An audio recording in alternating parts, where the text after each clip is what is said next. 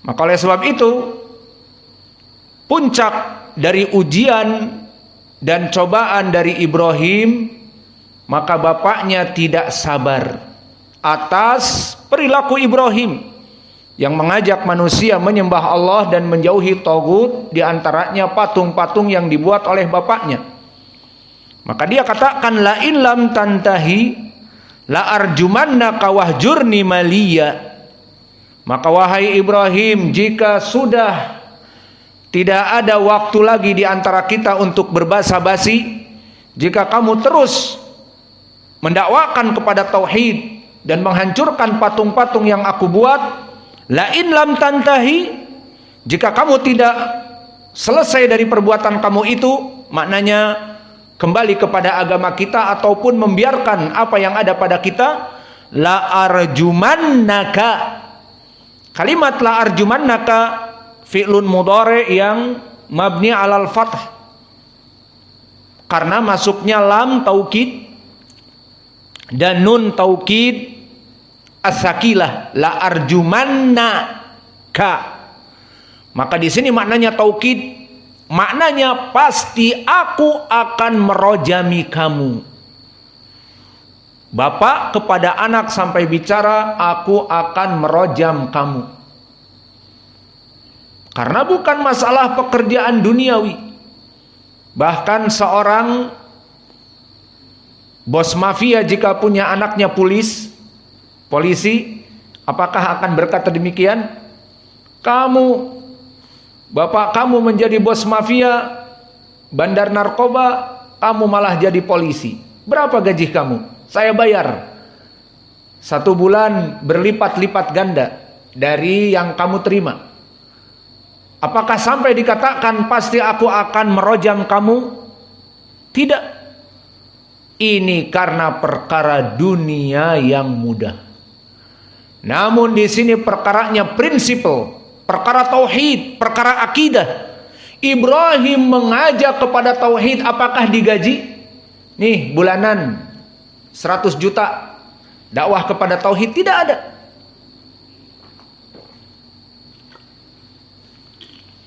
Maka justru karena inilah syaitan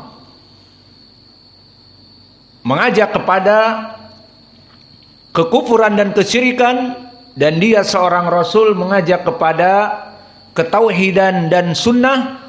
Maka peperangan yang ada antara dia dengan bapaknya lebih dahsyat daripada sekedar bapaknya ustadz, anaknya maling. Hanya itu. Namun di sini la in lam tantahi la arjumannaka. Pasti aku akan merojam kamu, maknanya melempari kamu batu. Wahjurni maliyan, dan jauhi aku.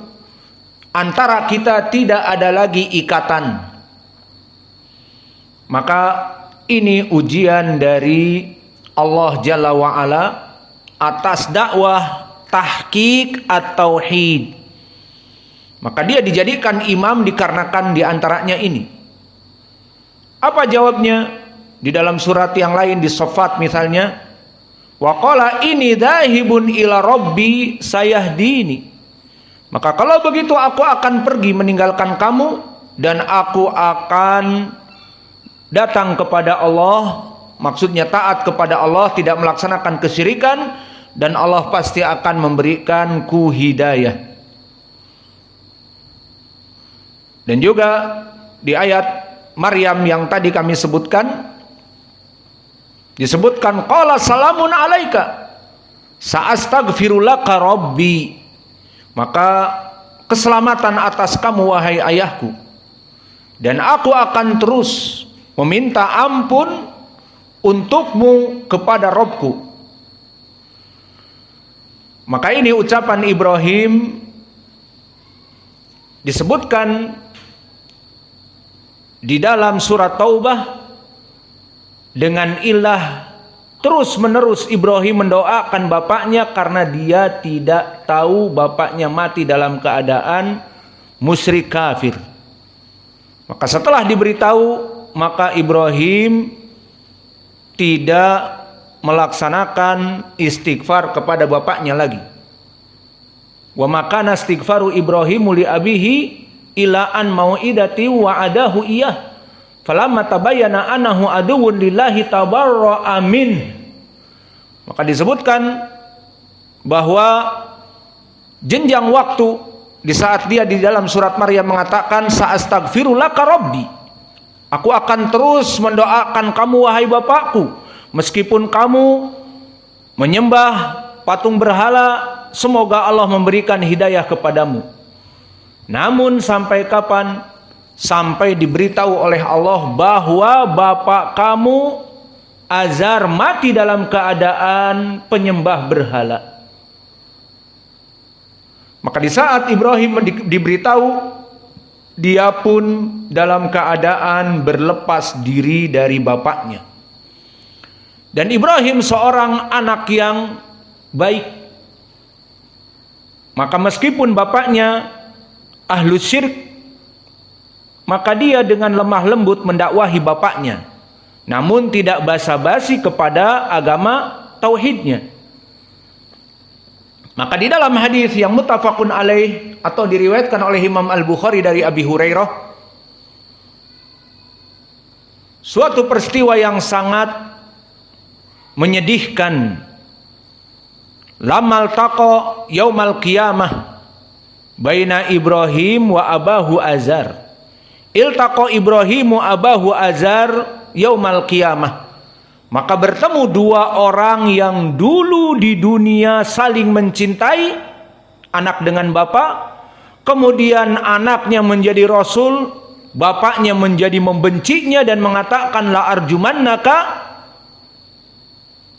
wahjurni malian, dan anaknya mengatakan sa'astaghfirulaka rabbi, maka aku akan terus memintakan ampun kepadamu. Dipertemukan di hari kiamah di antara keduanya. Anaknya sebagai seorang rasul yang dicintai oleh Allah dan dimasukkan kepada surga, dan bapaknya mengajak penyembahan kepada berhala dan dimasukkan kepada api neraka. Maka di dalam Sahih Al-Bukhari an Abi Hurairah, falamal taqa Ibrahimu abahu Azar faqala ya abati laqad qultu lak la ta'sini, wahai ayahku.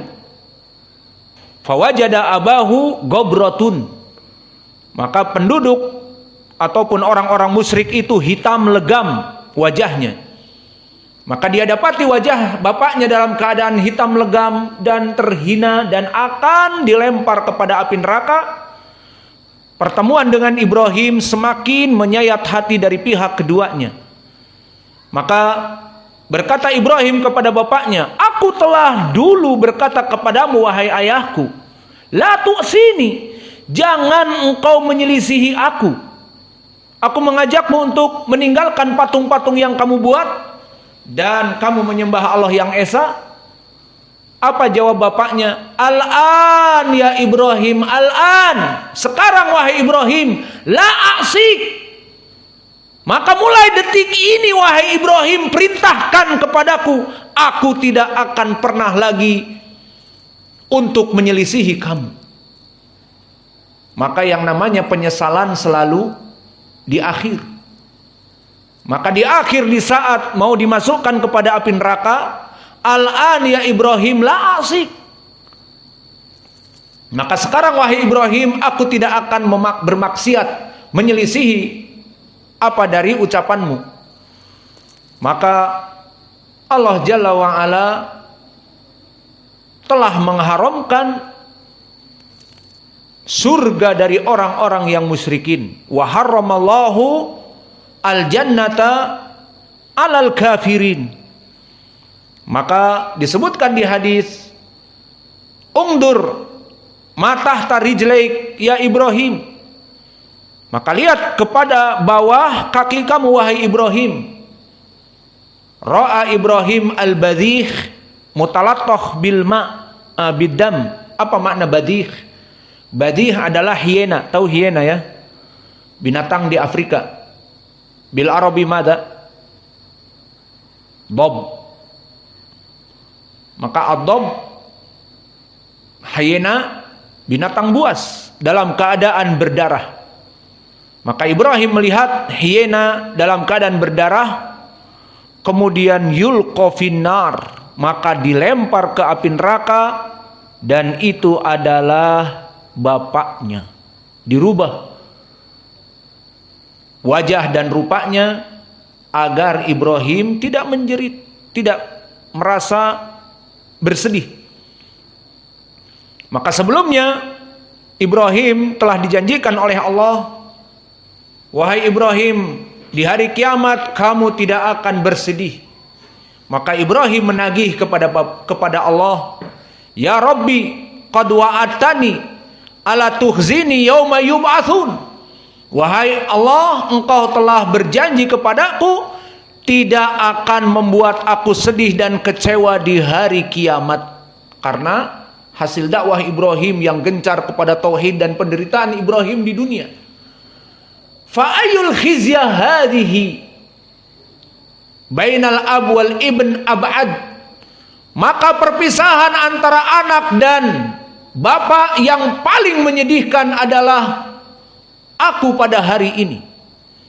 Maksudnya dia menagih janji bahwa Allah tidak akan membuat sedih kepada Ibrahim di hari kiamat karena dakwahnya dan dia sebagai Rasul. Namun kesedihan yang paling besar di saat engkau pisahkan antara anak dengan bapak. Lalu Allah menjawabnya, ya Ibrahim, laqad haramtu alal jannah alal kafirin. Aku telah mengharamkan surga itu dimasuki orang-orang musyrik kafir. Ketetapan Allah. Ibrahim dilaqabi Khalilullah. Dia orang yang paling dicintai oleh Allah. Namun permasalahan tauhid, namun permasalahan akidah, prinsip menyembah kepada selain aku, kata Allah, api neraka. Meskipun orang yang dicintai oleh Ibrahim, naam. Maka di saat Ibrahim mengadu, engkau membuat aku sedih ya Allah, padahal engkau telah berjanji jangan membuat aku sedih di hari kiamat. Kesedihan yang paling puncak di saat bapak dan anak berpisah. Berpisahnya bukan hanya berpisah antara pulau, yang satu di Jawa, yang satu di Sumatera, gampang merantau seperti itu. Namun di sini berpisah surga dengan neraka. Maka Allah menetapkan ketetapan, aku telah berjanji bahwa tidak halal orang musyrik masuk surga. Meskipun yang dimasukkan kepada api neraka itu bapak dari orang yang dicintai oleh Allah. Dan begitupun kasusnya dengan Nabi Muhammad. Maka Nabi Muhammad di dalam hadis muttafaqun alaih dari Musayyib ibni Hazm, di saat meninggal atau sekarat pamannya Abu Talib yang paling dia cintai di masa hidupnya. Kenapa? Karena dia paman yang paling baik. Dan meninggal bapaknya Abdullah, dia yang merekrut Nabi. Dan dia juga yang menjadikan anaknya Ali untuk mendampingi Nabi kapanpun, bahkan masuk agama Nabi Muhammad pun silahkan.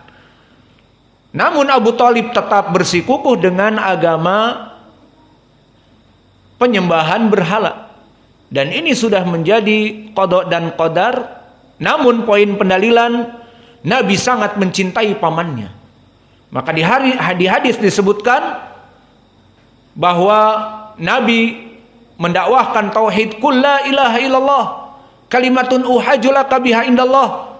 Katakanlah wahai pamanku, la ilaha illallah, aku akan bersaksi kepada Allah meskipun kamu tidak sholat, tidak melaksanakan amal-amal lain kecuali sekarang asyhadu an la ilaha illallah wa asyhadu anna muhammadan rasulullah, mati aku akan bersaksi kepada Allah agar kamu selamat dari api neraka.